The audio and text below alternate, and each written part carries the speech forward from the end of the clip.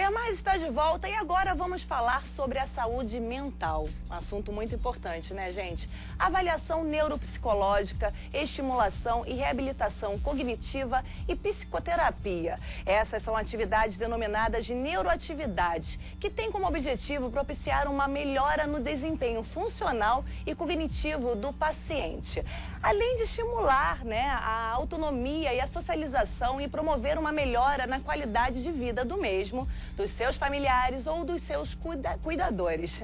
E para falar melhor sobre o assunto, que é muito sério, nós recebemos no estúdio do Vermais as psicólogas Andréa Queires, Maria Emília Taif e Michele Mai Pereira. Tudo bem, meninas? Tudo Prazer bem. recebê-las aqui no Vermais. Tranquilas agora, calminhas? Para começar, Maria Emília, quando eu devo me preocupar com a minha memória?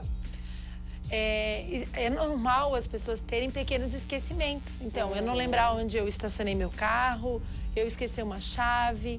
A quantidade de informações que hoje a gente acumula é muito grande, principalmente ao longo dos anos. Porém, quando isso começa a interferir no nosso dia a dia, Sim, a gente deve começar a ficar um pouco atenta. Quando eu começo realmente assim a faltar compromissos mais importantes, quando isso começa a interferir na minha vida, tanto profissional, pessoal, principalmente quando as pessoas têm mais idade. Quando algo é muito importante, é totalmente apagado da sua memória. Isso, né? Às vezes a pessoa até lembra que alguém contou algum fato, mas não lembra detalhes. Isso em função do acúmulo de informações que a gente tem até é comum. Mas se isso, assim, realmente, eu não lembro que você me contou isso, e a pessoa começa a ficar repetitiva, e ela já tem acima de 60, 65 anos, é importante que ela procure ajuda. E a minha pergunta, isso daí não é só para os idosos não, né? Crianças, independente da idade. Sim. As crianças, muitas vezes, se ela começa a ter algum problema cognitivo, como a gente fala, de atenção, memória e raciocínio, isso vai aparecer durante o rendimento escolar dela. Vai ser prejudicado a questão escolar. O desempenho dela na escola vai aparecer. Sim. Na questão do adulto, isso fica muito aparente na questão do trabalho.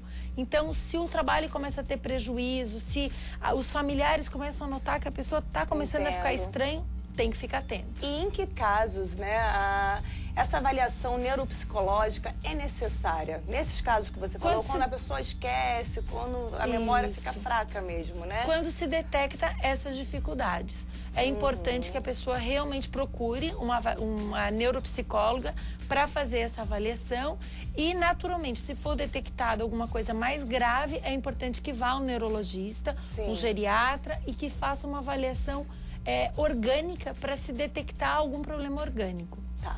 Vamos falar um pouquinho agora com a Michele. Michele, o tratamento, né? Depois da avaliação, né, do diagnóstico, o tratamento, quais são as próximas etapas? Na realidade, hoje, o que a gente trabalha é com estimulação, buscando essa prevenção, que eu acho que é fundamental.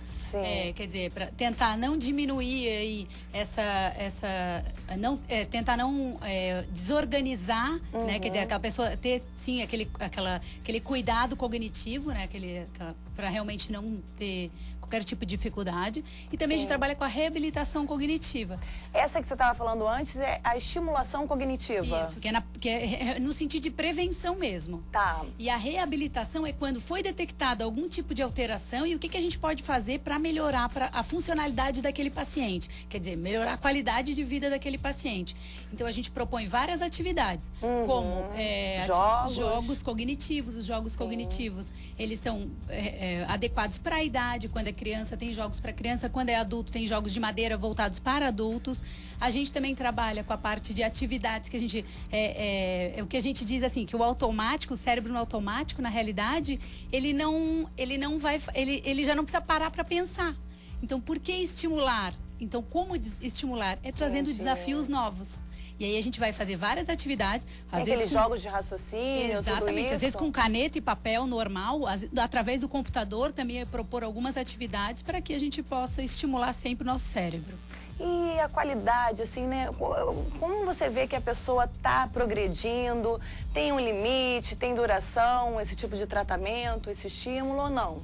Na realidade, não. Na realidade, como ele está estimulando com novas possibilidades, ele só vai fazer preservar aquela função dele cognitiva, né? Que é a parte de memória, de raciocínio, de linguagem. Então, é no sentido realmente de preservar.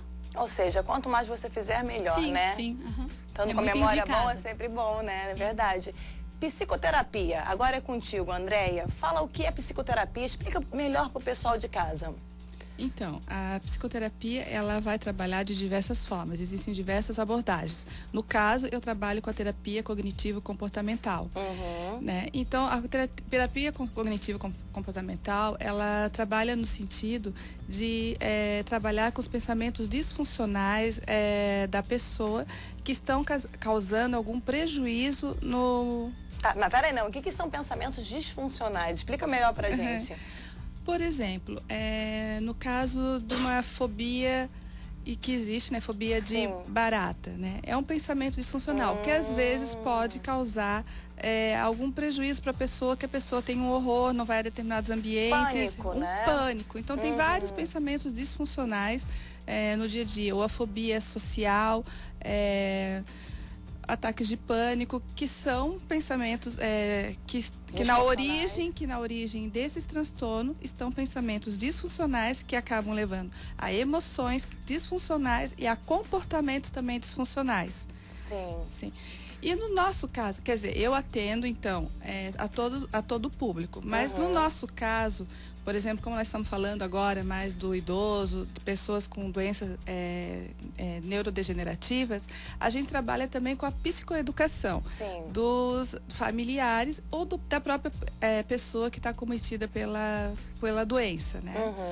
Então, no sentido de estar orientando esses familiares, como é que se dá a progressão dessa doença, o que vai se observar, o que é comum, principalmente em termos de comportamento. Porque é muito importante também o apoio dos familiares, né, dos cuidadores, eles têm que saber o que está acontecendo. Porque principalmente no Alzheimer, por às vezes acontece, eles mudarem totalmente a forma de comportar-se.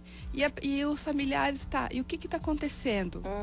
Então, é importante eles saberem que isso é normal, que faz parte do processo do adoecimento e está sendo trabalhado, né, tanto esse esclarecimento, mas também a gente está trabalhando com a estimulação para que haja para que consiga retardar esse processo que na realidade, por exemplo, o Alzheimer ele não tem cura, ele não tem cura. E consegue retardar o processo do Alzheimer? Porque o Alzheimer é tão triste, né? Então, depende de vários aspectos. Por exemplo, depende, por exemplo, da reserva cognitiva do paciente. Se é um paciente que já tem um nível cultural anterior mais elevado, ele tem uma reserva cognitiva que ele vai conseguir, que com o treino cognitivo, ele pode conseguir retardar esse processo.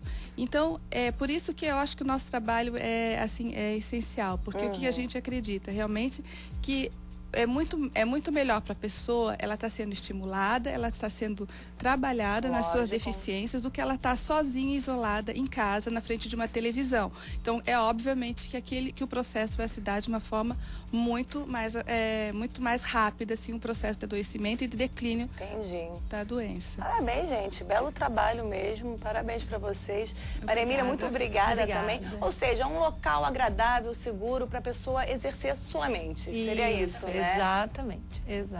Fechou, meninas. Muito obrigada pela presença. Sejam sempre bem-vindas ao Ver Mais.